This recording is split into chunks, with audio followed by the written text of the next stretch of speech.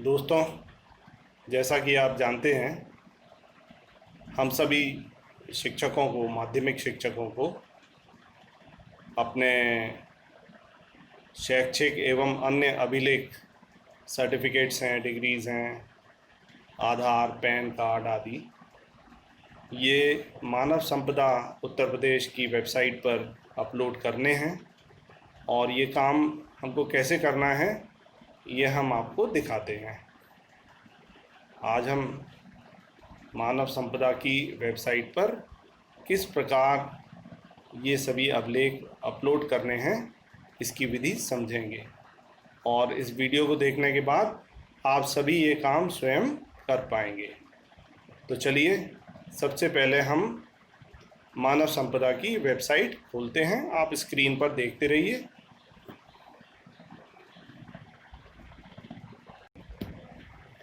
तो देखिए, सबसे पहले आपके मोबाइल पर जो क्रोम है, क्रोम ब्राउज़र ओपन कीजिए। और यहाँ तो हमने इसकी वेबसाइट खोल रखी है, हम शुरू से इस काम को करके बताते हैं। तो इसमें आप सर्च कीजिए मानव संपदा उत्तर प्रदेश। मानव, ये ऊपर सबसे ऊपर सर्च आइटम आ ही गया है, तो उसको क्लिक करें। उसमें भी जो सर्च रिज़ल्ट्स आए हैं, सबसे ऊपर ehrms.upsdc.gov.in, ये जो साइट है, इसी को हमें खोलना है। तो लीजिए, हमने खोल ली। और इस साइट में सबसे ऊपर दाहिने हाथ पे A+A के नीचे लिखा हुआ है EHRMS लॉगिन, तो इस पे आपको दबाना है। फिर सबसे ऊपर डिपार्टमेंट नेम में आपको सर्च करना है सेकेंडरी एजुकेशन, एस पर LMNOPQR सेकेंडरी एजुकेशन, इसको क्लिक करें। तो नीचे डायरेक्टरेट या हेडक्वार्टर अपने आप ही सिलेक्ट होके आ गया, डिपार्टमेंट ऑफ सेकेंडरी एजुकेशन। अब आप अपनी यूज़र आईडी और पासवर्ड और कैप्चा, ये 3 चीज़ इसमें डालेंगे। तो ये डालने के बाद जो स्क्रीन आएगी, ये हम आपको दिखाते हैं। हाँ, तो देखिए, ये हमने अपना यूज़र आईडी, पासवर्ड और कैप्चा इसमें फीड कर दिया है। पासवर्ड के बारे में आपको मालूम है कि पासवर्ड अंग्रेज़ी में आपके नाम के प्रथम 3 अक्षर कैपिटल लेटर्स में और उसके बाद 4 अंकों में आपका जो जन्म का वर्ष है, वही आपका प्रारंभिक पासवर्ड है। इस पासवर्ड को आप पहली बार प्रयोग करने के बाद बदल लीजिएगा। इसमें बदलने का ऑप्शन आता है। चलिए, हम लॉगिन करते हैं, देखते हैं क्या स्क्रीन आती है। हमने लॉगिन किया। थोड़ा रुकने के बाद ऐसी स्क्रीन आपके सामने आएगी, जिसमें आपकी जो होम पर जो एम्प्लॉई इंफॉर्मेशन है वो दी हुई है, हमारी इंफॉर्मेशन दिख रही है। और department of secondary education, current office, ये सब है। यहाँ सबसे ऊपर आप देख रहे हैं कि ये जनरल का टैब है। जनरल के टैब को हम जैसे ही प्रेस करेंगे तो उसमें जो ड्रॉप डाउन मेन्यू में कई ऑप्शंस आपके खुल के आएंगे। अपडेट पासवर्ड है, इसमें आप अपना जो प्रारंभिक जो आपको पासवर्ड विभाग की तरफ से या कॉलेज की तरफ से मिला है, स्कूल की तरफ से मिला है, उसको आप बदल सकते हैं। और सबसे नीचे इस ड्रॉप डाउन मेन्यू में आप पढ़ रहे हैं व्यू अपलोड डॉक्यूमेंट, तो आप इसको क्लिक करें। क्लिक करने के बाद इसको थोड़ा सा जूम इन करते हैं, तो यहाँ देखेंगे डॉक्यूमेंट कैटेगरी। एक तो एजुकेशनल डॉक्यूमेंट है, दूसरा अदर डॉक्यूमेंट है। तो चलिए, एजुकेशनल डॉक्यूमेंट से पहले समझते हैं। सबसे पहले आएगा डॉक्यूमेंट टाइप, तो सर्टिफिकेट या मार्कशीट।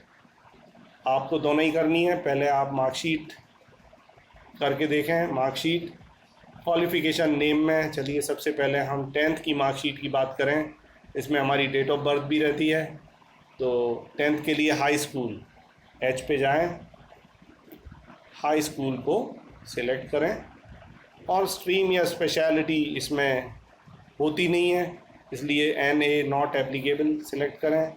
इशूइंग की डेट लिखें, अपना रोल नंबर लिख लें।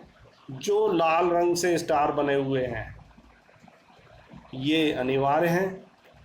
इशू डेट पे लाल स्टार नहीं बना हुआ, अनिवार्य नहीं है।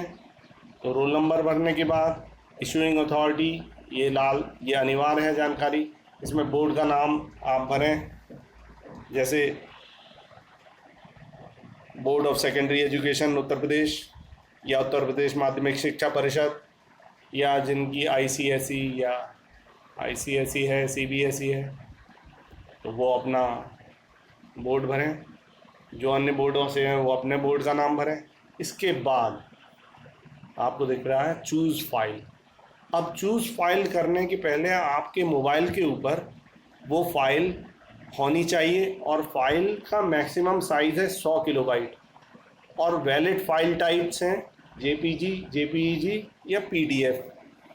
तो अब हम इसके बाद अपने डॉक्यूमेंट को कैसे अपलोड करेंगे इसकी विधि हम बता रहे हैं।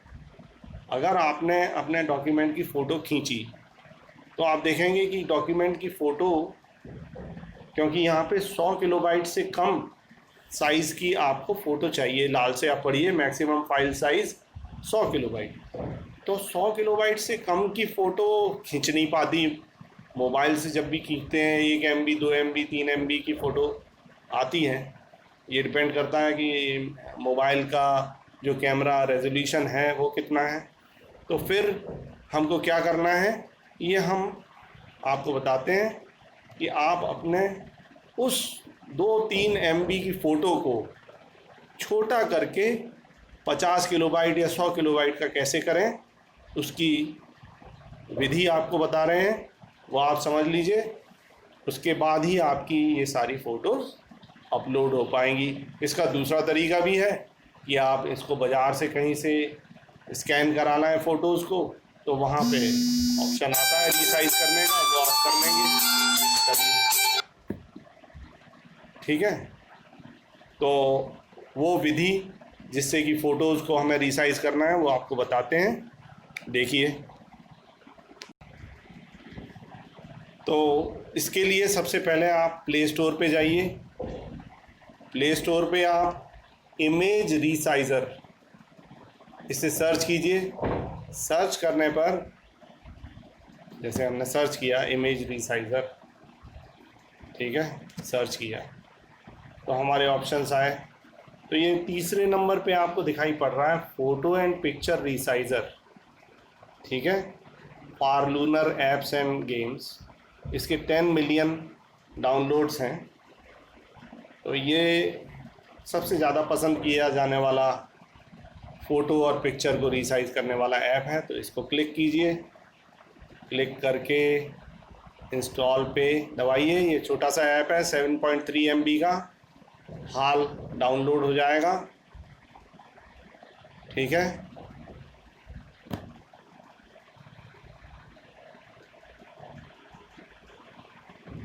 लीजिए, ये डाउनलोड हो गया।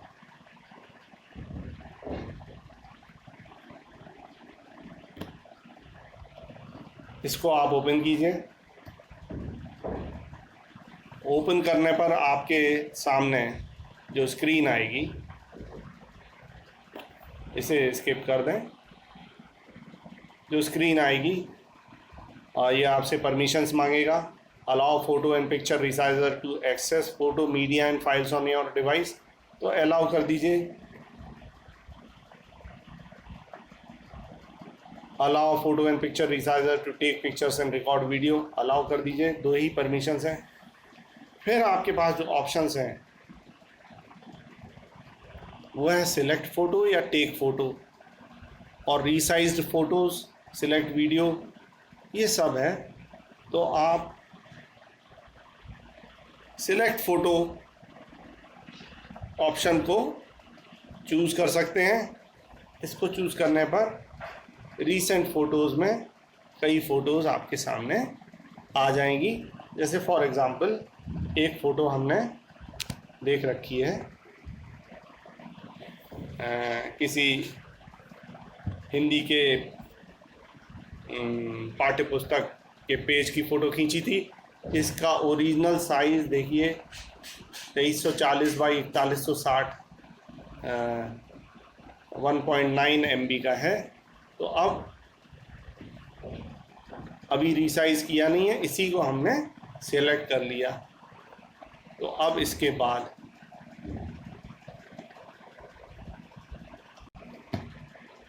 बाद फिर आएगा to resize the photo, click the resize button. तो आपने रीसाइज का बटन दबाया। तो अब यह आपसे पूछ रहा है कि आप किस साइज़ में इसको रीसाइज करना चाहते हैं। तो चलिए, यहाँ जो सबसे छोटा आपको दिख रहा है उसी पे हम करें, या चलिए ये 25% पे करते हैं। 25% पे कर दिया।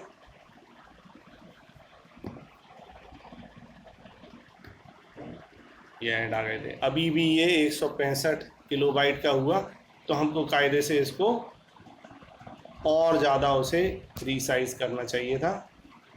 कस्टम रीसाइज, कस्टम परसेंटेज में हम इसे 25 पे देखा था हमने, ये थोड़ा ज़्यादा हो रहा था, हम इसे 20% पे ही लेते हैं। अब देखें 121 अभी भी थोड़ा ज़्यादा है, तो फिर और इसको जो है 20 से भी कम करेंगे। हम इसको 15% पे ले लेते हैं। 15% पे देखते हैं।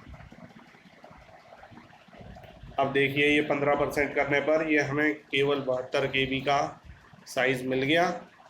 और इसको हम क्रॉप भी कर सकते हैं, क्योंकि ये नीचे खाली स्थान है। ऐसे ही आपके डॉक्यूमेंट में भी खाली स्थान हो सकता है, तो आप उसको क्रॉप कर सकते हैं। क्रॉप करने के बाद ये क्रॉप का नीचे बटन है, उसको आप दबा दें, ये क्रॉप हो गया, है ना। क्रॉप करने के बाद ये तो आया 605 KB का। फिर से इसको रीसाइज अब हम 25% पे कर लें तो भी हमारा 91 KB यानी 100 से कम हो गया।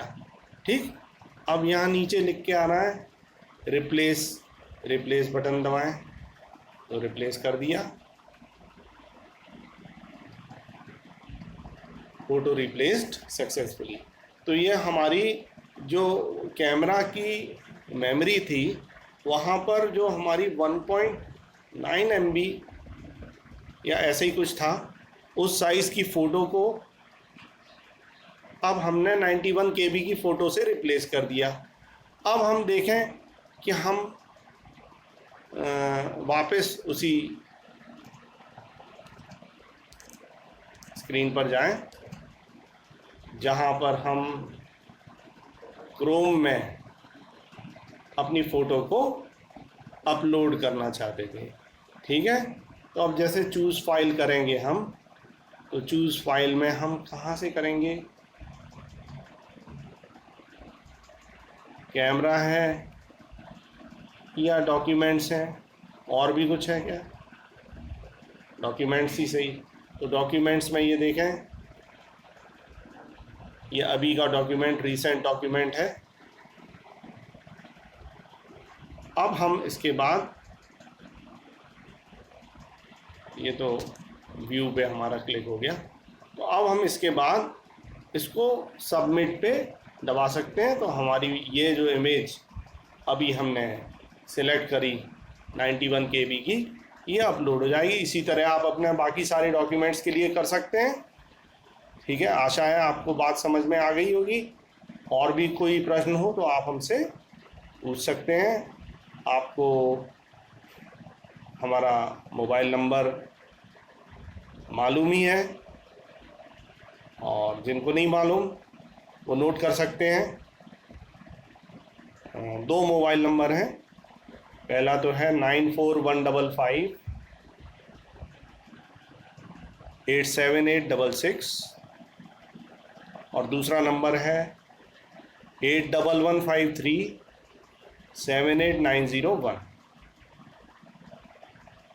ठीक है, आपको कोई भी इस संबंध में प्रश्न पूछना हो तो आप पूछ सकते हैं। धन्यवाद।